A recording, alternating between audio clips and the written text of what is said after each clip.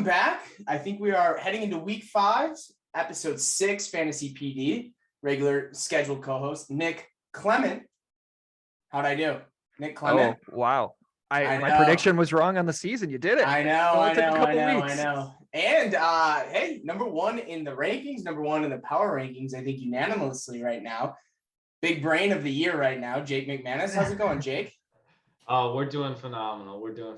Wisconsin's number 1 fan right here. Not to be confused with the Twitter personality. Wisconsin's number 1 fan. Very happy to be here. Hey, good to have you. Better than having Randy Ferg on the podcast. Ooh, he'll never make it. You wouldn't want him. Hey, also big shout out. This league has not only 1, but 2 podcasts now. I think we are all a little bit extra at this point. And but I'd like to say I was really impressed. I liked the content. I liked the setup. The takes were questionable, but I hope that Alex and Andy, I almost said Ryan and Randy, but Alex and Andy couldn't make it a regular scheduled programming because I thought it was extremely entertaining. Watching Shaw give some quick hits was fantastic, and as he had to decide whether or not the Eagles would win the Super Bowl. However, Nick, how we doing?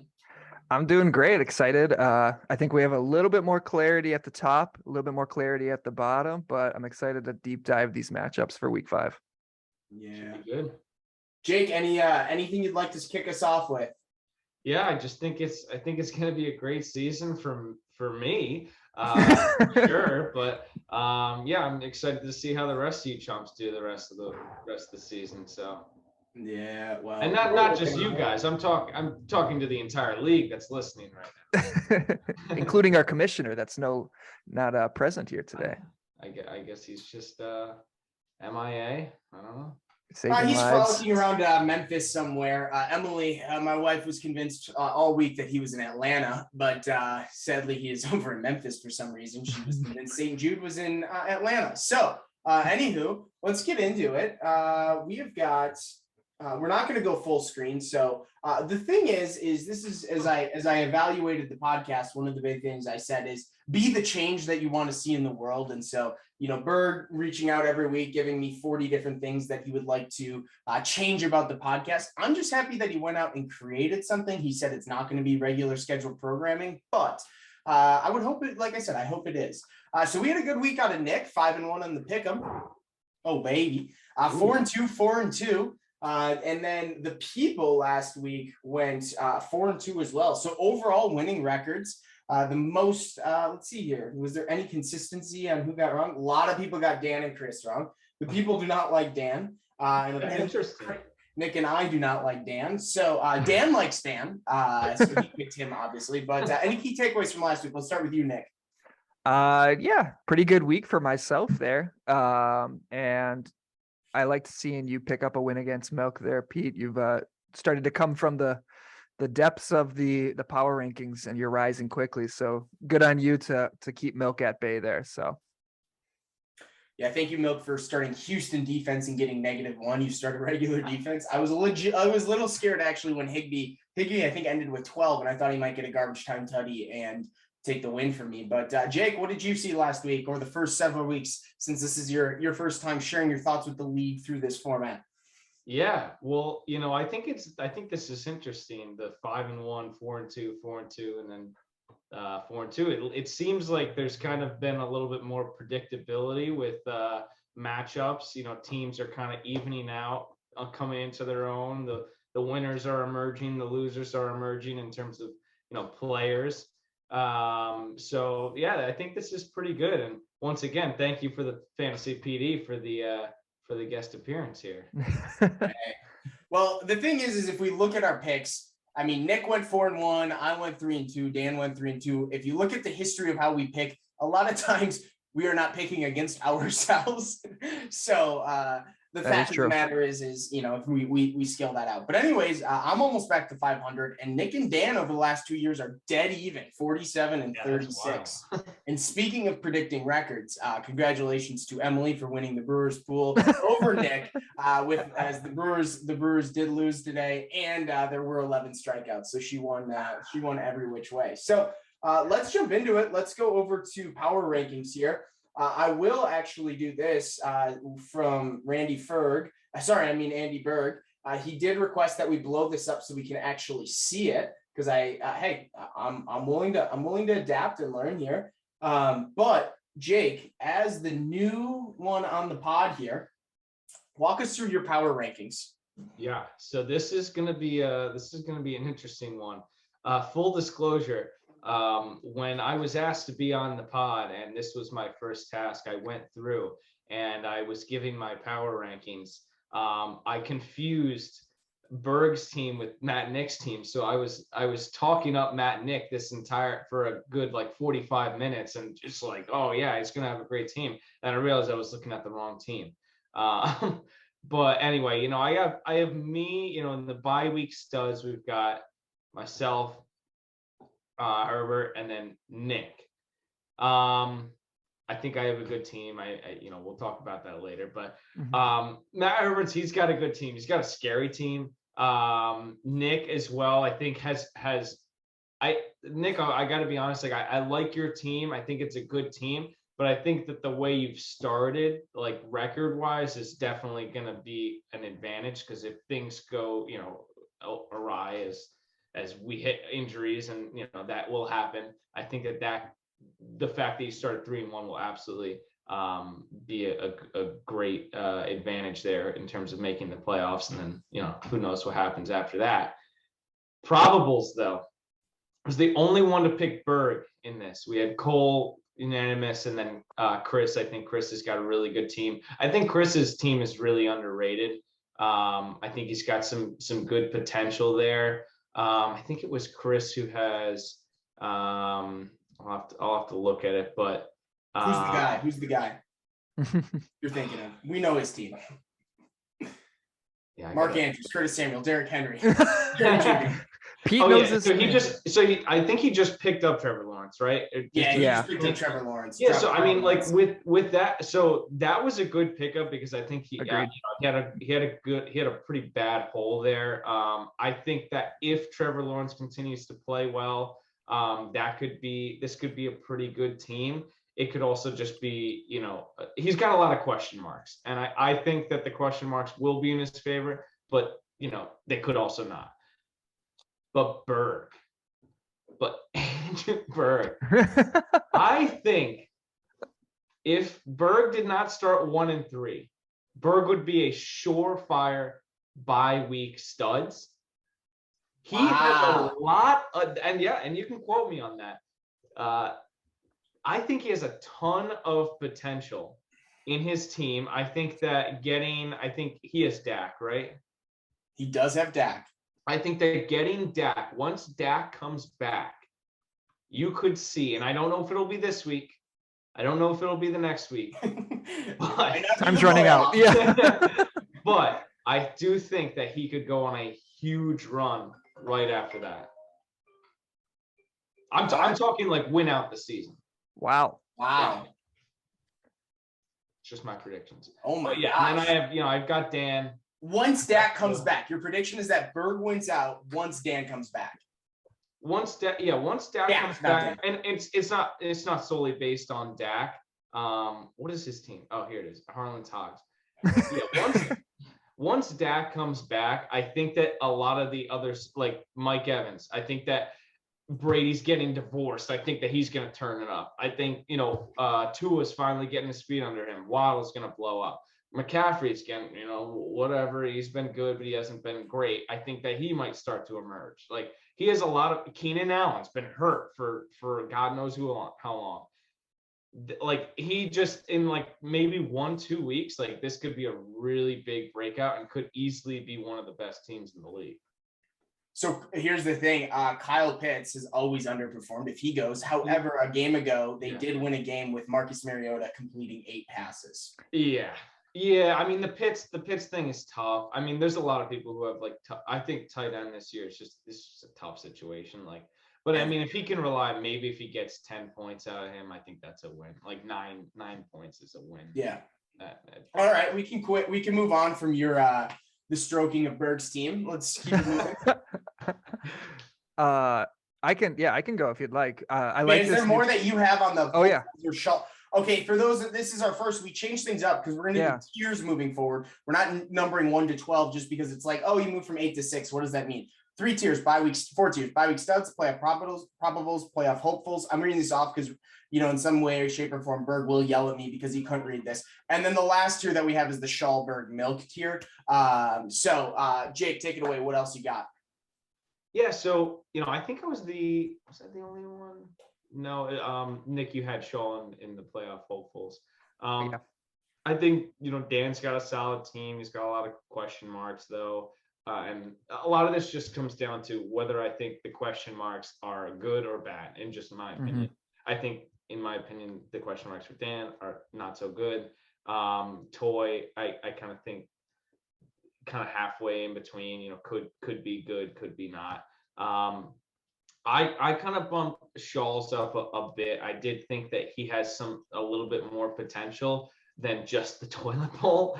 So I think that I bumped him up out of there rather than putting him in the Schallberg milk. And then, milk, I don't think his team's that great. Peter, I think it's just going to be a rough road, but I do believe that you're a good enough manager where you can make some moves. But just in terms of because here's the other thing, there's a lot of, if I were factoring moves into every choice, I got to be honest, Berg, there's just no way that I'm putting you as high as I put him. But if you just didn't make a single other trade and just stayed as you were and just did the bare minimum here, I think we could be in that playoff probable. That was his whole thing last year too. He did too many trades and he just fell apart. It's just tough. If you want a player and he is ranked higher rest of season than the player that you have or whatever, you will be able to flip that player to Berg for the player that you want. His entire trades, because he says, how do I know more than the experts? So, all right. Well, I appreciate the compliment, the backhanded compliment my way as well, Jake. So, Nick, what do you got here? Yeah, I love the new format. I think I had mentioned tier-based rankings a little bit a couple weeks ago when I was like, hey, maybe we look at who the real contenders, who maybe are a little bit behind. So I won't go too deep into mine because I'm pretty straightforward on mine.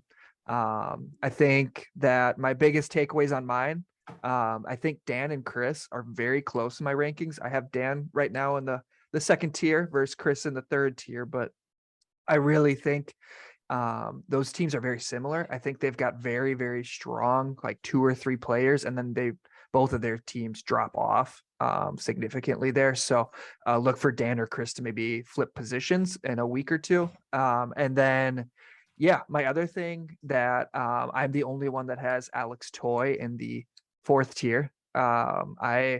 Sorry, Alex, if you're listening this week, I was very high on you coming off of week 1. I was not correct on that assumption because your team has been terrible since. I think you're lucky we don't do 1 through 12 because if we did this week, you'd be my number 12. So that's my spicy take, and I'll kick it off to you, Pete, then.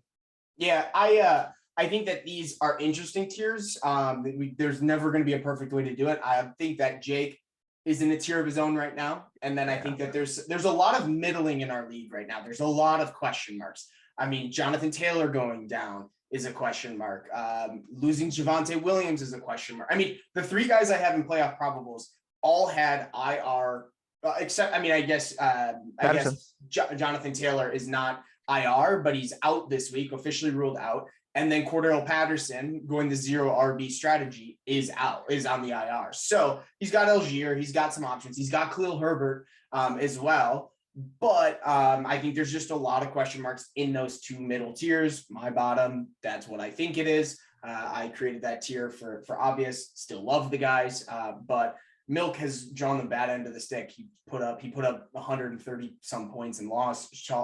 Toy had a 135 point week and lost a few weeks ago. So that is unlike which Chris has now flipped a switch. And he realized that being lucky in fantasy football is a good thing. I could go through all of the trades and him working through that and being mad that he was lucky. But now he is happy that he's lucky, which I am excited for Chris to be in this new wave. Obviously, he'll just continue to run Derrick Henry into the ground. Mark Andrews had an awful week last week. I think he had 1 point, but one or like maybe 3 points, but that is obviously a solid stud on his team. So those are the rankings. We can move on to matchup previews here. Probably my favorite part of the pod, actually. Agreed. So we will start with the Milkman versus King Henry. So, Jake, would you like to start? Yeah. So we got Milkman and King Henry. Yeah, this was an easy one for me. I think this is just Chris all the way. Milk's team is not great. You know, a lot of people have been talking up Chris, or not talking up, talking down Chris's team and saying, you know, it's a fraud. I really don't see that, to be honest. I mean, like I said before, like if Trevor Lawrence can continue to play decently well, I think that's going to be good. People also forget, I think, you know, Derrick Henry, what did he have? Like, he had a couple bad weeks, and like that's tough coming out. Yeah, he had the first 2 weeks, he had 8 points. Yeah. That's brutal. Like that, you just can't have that out of, you know, your number 1 overall pick and expect to win.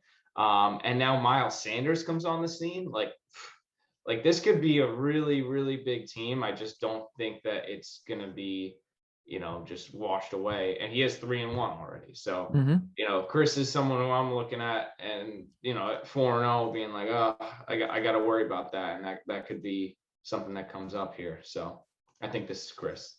Yeah. Chris's big advantage is that early season wins. Everyone is fighting for every single win that they can. So to get that three out of the first 4 is huge. I feel like everyone has Milk's team is not good. It's not great, but I'm starting to come around to it. And I think some guys in the league are seeing that there are a little bit more bright spots, especially at his wide receiver position. So I don't think that he'll win this week. I'm still going to take Chris because in the same light, I think Chris's team has also improved a lot. I think he's got great running backs. He's got a horde of wide receivers that might not be A tier, but they're still B tier. So they're respectable. And I, like Jake said, I love the pickup of Trevor Lawrence. So I think Chris wins this week and moves to 4-1. I agree. I've got Chris in this one. I think I like Milk's team as well. And he's been putting up a lot of points, and Najee hasn't been doing much of anything. However, Najee does have Buffalo this week. I don't like his matchups this week. Devontae Adams is just going to get doubled in KC, and KC's going to say, okay, beat us with Matt Collins, Darren Waller, Josh Jacobs, or Hunter Renfrow. But I do think that they're going to have to throw the ball a lot in order to stay in that game. So that could be a sneaky big game from Devontae Adams. But I will roll with Chris in this one. Derrick Henry versus Washington, Trevor Lawrence versus Houston. I just think that that's a lot to overcome in Mark Andrews versus Cincy. So unanimous Chris. However, Dan does take Milk in this one. So I know he's not listening, but Milk, there is some love for you, buddy. So let's move on to the next matchup. That sounds like a lazy man's pick right there. Just because he was, you know, -1.5 there. Yeah. He's a big projections guy. Chris is a big projections guy. Chris thinks the week's over already because he's projected less points. All right, Jake, allergic to TDs versus Herbert's Heroes. Versus Herbert's Heroes. Okay. Yeah, so this is going to be pretty good, I think. We've got Cole and Matt. Matt has a great team. He's another one, just like Chris, who is a scary team to look at. You know, I know Dobbins has been, you know, on and off a little bit, so maybe he can come back and score some points for this guy. But I mean, to have Kupp, to have Herbert, even though he's not been fantastic, and you know, just in the offense in general. Saquon, I tried to target Saquon in every single league that I was in, and I didn't get him in a single one. Just because I thought that he was going to have a decent enough year. And he has just emerged really well. Now if Ramondre Stevenson can, you know, just get something else going, especially with Mac Jones being out, then that's going to be a nice little pick there. But overall, I think that this is going to be Matt's game. Cole has a decent enough team, but again, he's got a lot of question marks, a lot of ups and downs. Hopefully, Justin Jefferson doesn't suck again. Hopefully, he realizes his potential. But this could be one or the other. I just have to go with what's more known right now, and it's Matt. Yeah, that's a great pick. I think this is a huge matchup. Arguably, I think my favorite one of the week. I think while me and you might be top 2 in the standings currently, this one is huge because the loser goes to 2 and 3. And I think these are 2 of the top 4 teams in the league. I think Cole's team is really solid. The timeout that he gave to Justin Jefferson worked. He had a great game and it led him to a win. So he didn't have to fall to 1 and 3. However, I am going to go with Matt's team. I think he'll finally start J.K. Dobbins. I think this is the week he takes him off his bench and puts him into his RB2 spot, which if you put him in there, then he's got one maybe weak spot, which is his wide receiver 2 with Bateman, who can be kind of hit or miss. But man, Matt's team is stacked. I think he's going to put up a lot of points this week. So to no fault of Cole's, I think Matt's going to be the one moving on to 3 and 2. Dan also has Matt. I am going to take Cole in this game. I think he does start J.K. Dobbins here, but also Ramondre Stevenson against Detroit is a juicy matchup. So keeping him in, I think that's a tough play. I also think Saquon's going to do fine. He probably hits his projection. I don't think Saquon has a massive week this week because they are playing Green Bay and they are likely on a 3rd string quarterback. And they're going to say, let's stack the box and make the 3rd string quarterback throw to beat us. And then Pittman was projected really high, but that offense sucks. And so I like what Justin Jefferson can do against Chicago. Debo can do against Carolina. James Conner will probably sneak into the end zone in some way, shape, or form. Drake London, they're going to have to throw the ball to stick with Tampa Bay. So I'm going to zag and take Cole in this one. I think it's funny because what was the situation you just described? Oh, the Packers are going to be playing a 3rd string quarterback, so they're not going to let Saquon run the ball, because I remember 4 days ago. They learned their lesson, I hope. I believe that they learned their lesson. A couple days ago, that exact situation happened, and they ran all over us. So Saquon could be in for a big day. I'm going to hope that they learned their lesson. And I didn't say anything about that. I didn't say anything. Good guy move. All right, let's Wisconsin's #1 fan. Yeah, I am Wisconsin's #1 fan. You won't hear that out of me. Hey, let's move on to just here to be Dan versus Toy with My Balls. So, Jake, take it away. Yeah. So let's see here. And actually, we're going to do a pause in regular scheduled programming as you look at it. So we've got 8 responses, and we have got, and I apologize, Berg, I should have done this earlier, but the people like Chris and the people like 50-50 on Matt Ebert Cole. That's fair. I like that. Yeah. That makes a lot of sense. All right, take it away. That's going to be a very close one. Yeah, so I also think that it's going to be less interesting, but I also think that this is going to be a very close one as well. I think, first off, I think that the Garrett Wilson trade was a phenomenal trade for Shaw.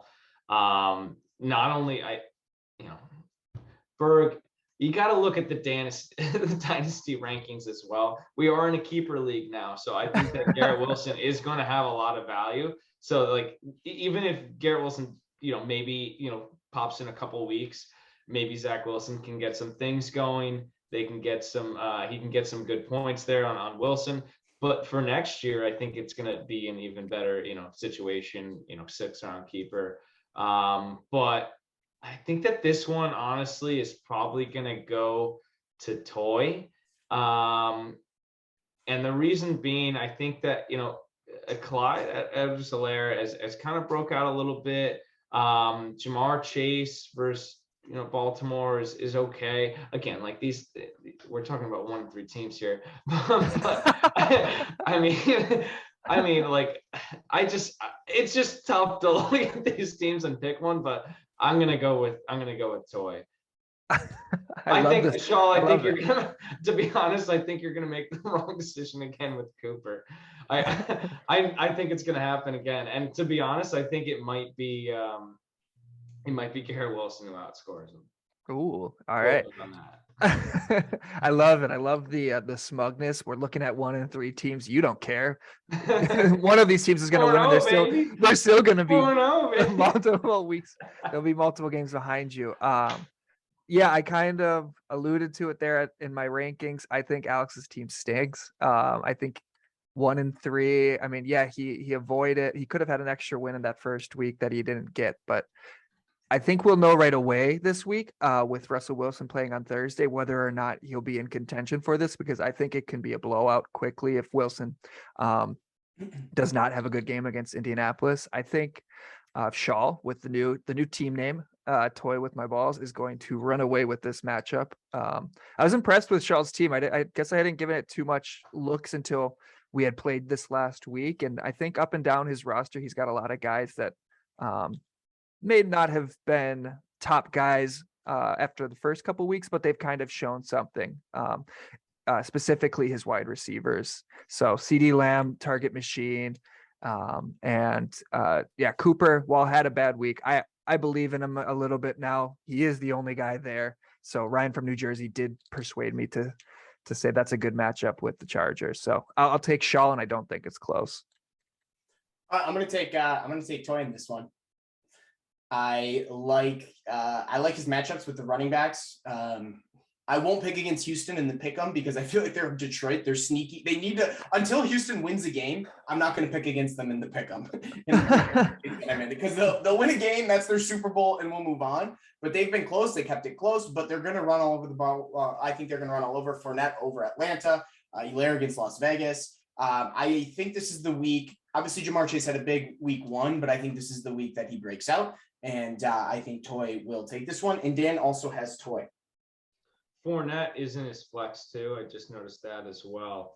And to be honest, I mean, I'm not a betting man, but with all these allegations about Tampa Bay's quarterback there, I would say that they're gonna smoke Atlanta.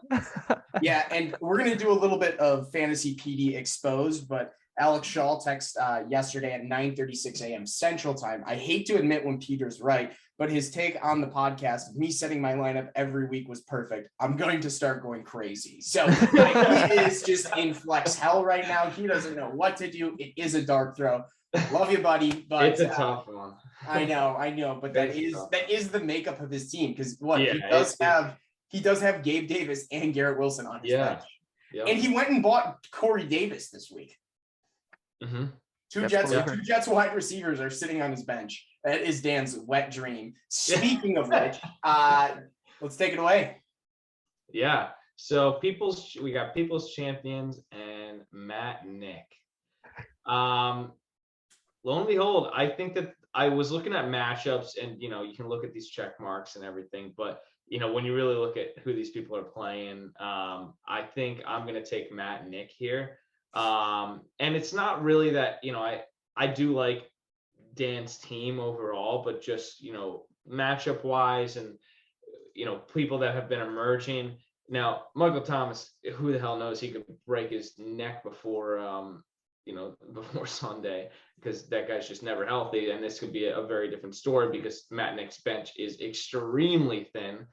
But, if all else kind of stays normal here, I think that we're going to see a Matt Nick win. I think Kamara might have a nice game here. Hurts is just going to, he can score 40 points if he wants to here. Diggs versus Pitt will be good, might be a little bit tougher than usual, but then you've got, Singletary, who's been, he could have a good game here versus Pitt as well. So I'm going to take Matt here, but there is a potential here that we could see a nice blowout of Matt's team versus Dan's, which I would love. I actually think that's a great take too. I don't really think this matchup's going to be close either. I think everything's going in Matt's direction. I think everything's going away from Dan's direction. I've been on Matt's team for the last couple weeks, and I have been proven right. I think even with him being a bad manager and oversleeping on Sunday, he still pulled out a win. So through adversity, the dude pulls out a win. I love that. Give him one more week, and if he sets up a full lineup, I mean, the sky's the limit. So I think this is the last week he'll get Jamal Williams, basically, because they'll have their bye next week, and then Swift should be back after that. So he gets a top 10 running back in that RB2 spot. And then on the other side, even with JT, I think Matt Nick wins this, but JT is not playing. So he gets a backup running back in Hines, who we'll see what he can do against Denver. But I think Matt Nick starts to be thought of in the light of that championship contending tier after a win this week. This is pivotal too. I mean, this could be Matt Nick does have the kind of team that he needs to win when he can win. And exactly what you said, Jamal Williams, like this is a must win to kind of keep those hopes alive. Yeah, I'm gonna go with Matt Nick in this one. I would, no matter if Alvin Kamara plays or not, I'm going to go with him. But if Alvin Kamara plays, my bold take of the week is that he is the top scorer in the league. I think that Matt Nick is primed for that. I have a lot of question marks over some of the moves that he's made, like paying 25 fab for Mike Boone, I think. George Pickens, good pickup. But I also am curious when he will move on from Dalton Schultz, or if he will move on from Dalton Schultz. I think he put up a goose egg last week, so I don't know. Minka Fitzpatrick is not practicing right now. I think he's in concussion protocols or he's injured. So there is a chance that he doesn't play, which is great for Diggs. And my other thing is I'm curious when Dan, or if Dan, will fire up Rashad Penny at any point by McGivens. Yeah. So Dan, I think you can guess who Dan took this week. He did not take Matt Nick, if that was who you guessed. Really? Yeah. Who did the other people take? The people took Dan. So the people Wow. are on Dan. And then our last one that we went through on Toy with My Balls, the people are on Shaw. Okay. Yeah, I think that's fair. Yeah, I think the Dan one is interesting. He's been gone for a little bit. He's been unplugged, as he says, and his team has fallen apart since then. And he knows it. He told me on Monday that, yeah, he picked up the win, but he's a little nervous right now. So he needs to hurry on back to the Midwest so that he is more bored and more apt to making lots of trades and improving his team. Yep. All right. Enough Dan talk. We will update the PowerPoint, but we have got Harlan's Hogs versus Will Zalatoris. Jake, take it away. Yeah, so I think that this is going to be interesting. I'm going to go out on a limb and say that this is going to be the upset of the week. I think that Mr. Andy Berg is going to win this game. And I don't think that Berg's team is there yet, but if there's going to be a week, it's going to be this week. And just looking, you got Giants on there, you got New England on there, Jets, Houston, since he's not that great D, if there's going to be a week, it might as well be right now. And Mike Evans, oh my God, Mike Evans might score 30. He might score 3 touchdowns this week. He might score 30 points. So I think that this is going to be either a make or break type deal. It might be, a 75-point week for Berg, or it's going to be like 140. I think there's going to be no in between. Yeah, Jake is very big on the motivated Tampa Bay Buccaneers after the Tom Brady divorce news. Nothing gets you going like just don't leave him yet. Everyone needs to go trade for Buccaneers now, according to the I've got top Godwin. dog. I'll take a Monra for Godwin. Yeah, I don't know. Yeah, I think Berg's team, he's in a tough spot right now. He's in a winnable matchup for sure. I think he's 1-3 and he can't afford really too many more losses, because when we start to think about that playoff picture, 6 teams get in, but that top 5 is really the ones that are based on records. So if you start to get to 4 or 5 losses, now we're starting to think of, are you going to make the playoffs or not in that top tier? And then you're gonna have to rely on points for. Never a situation you want to be in. So I think Pete wins this week. I think Peter's team has had a nice turnaround. So first 2 weeks he considered the fire sale. He didn't, and it's worked out really nicely. Guys like Pierce and Metcalf have turned it around. He waited out the Godwin injury, so now after double digits targets this last week, he's looking like a wide receiver too, like he was drafted to be. So I think Pete's team's coming along here. He can pick up a win, go 3-2, and then Pete can really start to focus on rest of season and not have to really worry about that toilet bowl that the friends of the podcast think that he will be in. Yeah, friends of the pod. Love the friends of the pod. If you haven't checked shout out. If you haven't checked them out, check out them and their artificial view counter to pump up those views to over 100. It was fun to watch. Anywho, I've got myself in this one.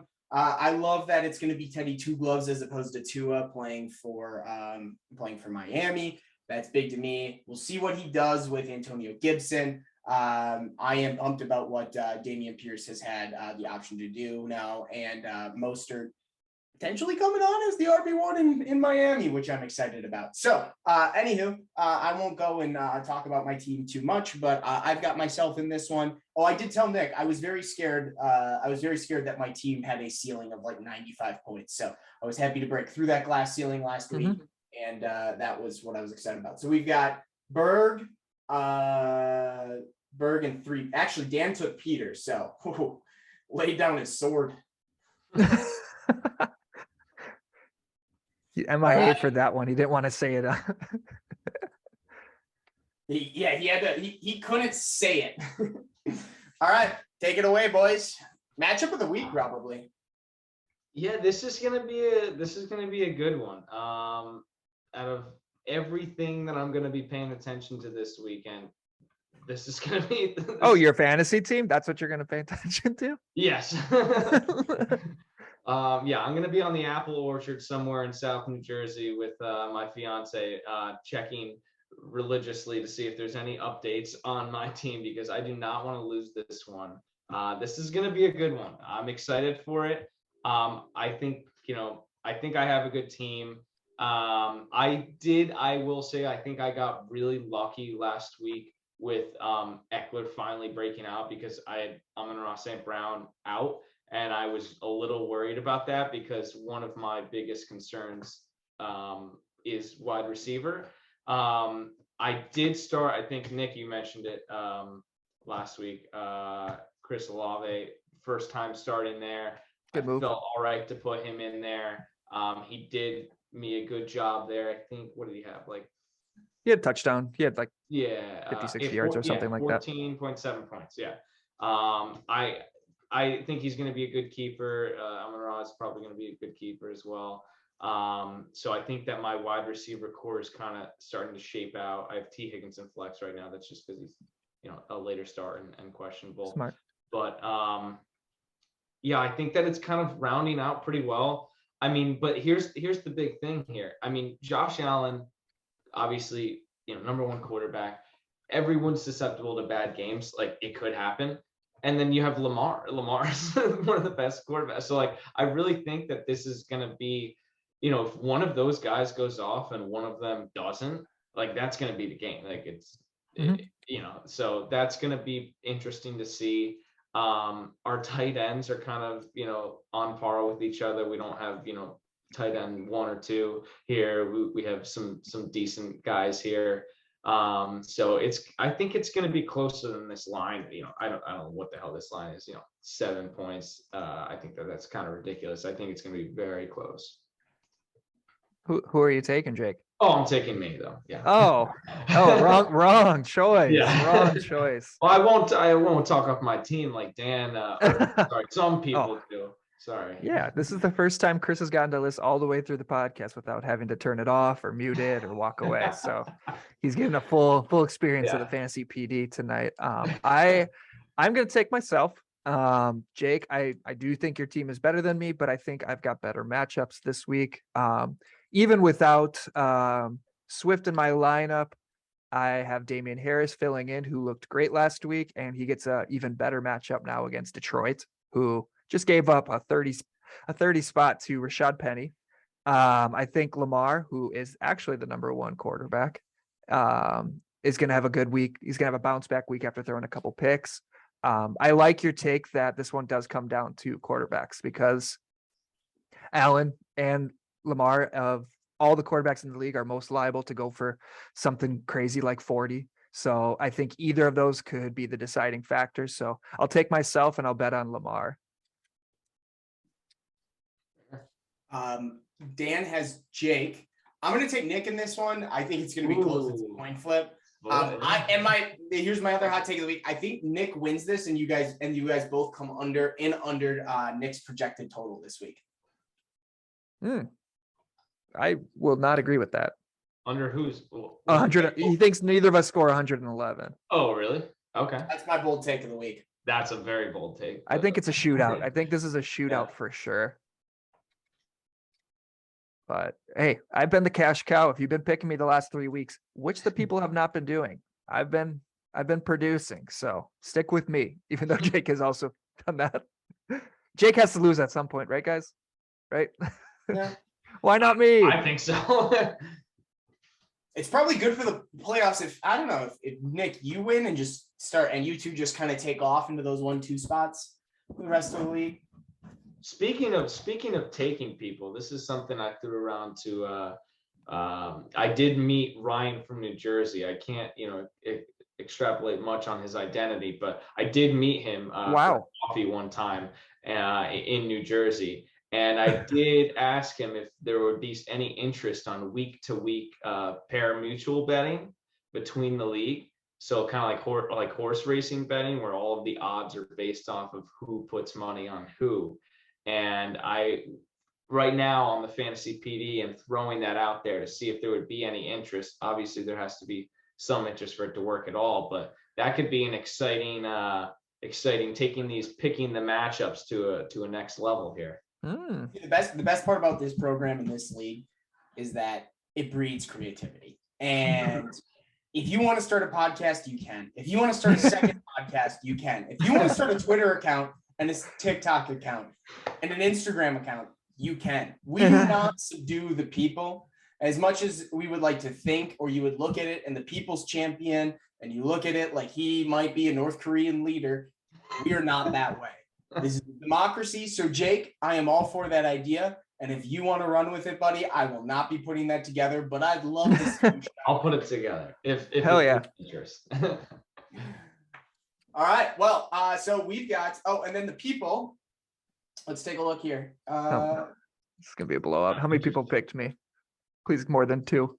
The people are writing Jake. Oh, okay. I'll take 3 of the responses. 3 versus 3 and 5. The people are writing, that one's split, and then the people are writing, who was the second to last one? Berg and I are completely split as well. Interesting. The people love Berg, so I'm not surprised there. Jake, did you vote in this? I did not. No. Okay, so we have 8 responses. The 3 of us, neither of us voted, and I don't know if Dan did. I don't know if Dan did. Yeah. So did we get Milk to vote? 100%. Wow. Oh my gosh. Dan definitely voted. Milk did not.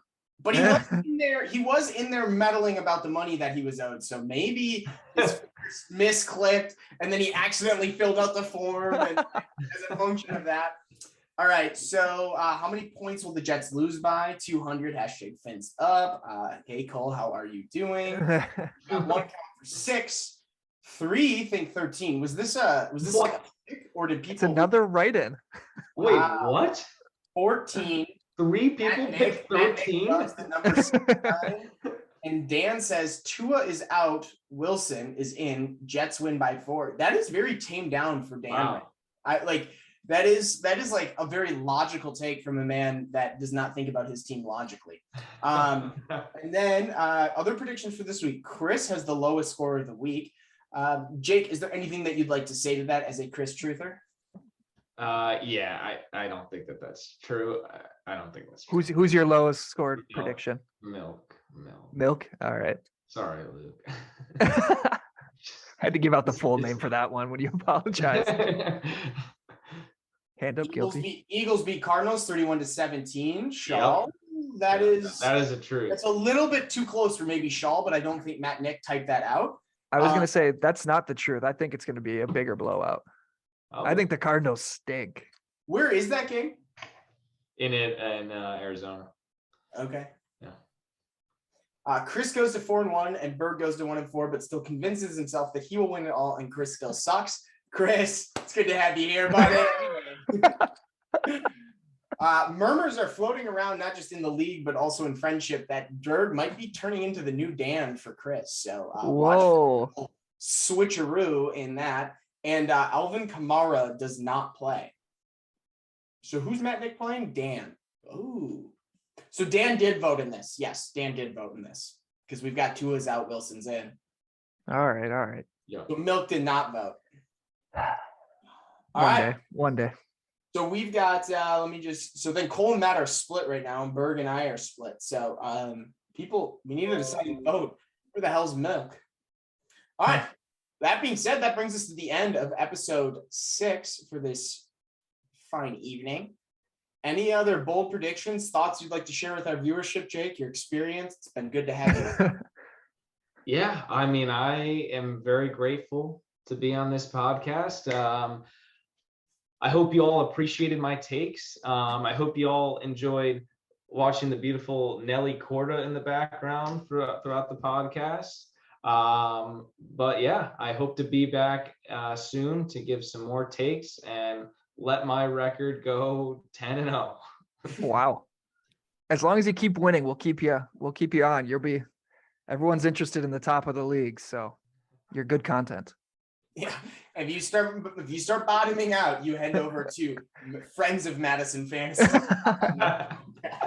Well, if I'm on there, that'll be when I'm 4-4, which could easily happen. Milk's on for like 30 seconds. if that podcast got Milk, oh baby, we got to ship this in. It's over. It's over. Hey, Bird might come on as our executive producer. Like I said, I was impressed with his aesthetics and everything. Nick, anything else? Nope. I think it was a great podcast. Good to finally get Jake on. I feel like our people have been trying to get with your people. We've been trying to get you on, and it finally worked out. Yeah. So glad to have you. Good to see that you're not only your fantasy team, but your football team as well as flying high. So it was a good episode. Awesome. All right, boys. See you at 8:30 a.m. Sunday for those Packers v Giants. Let's go. Hell yeah. Bye. Later.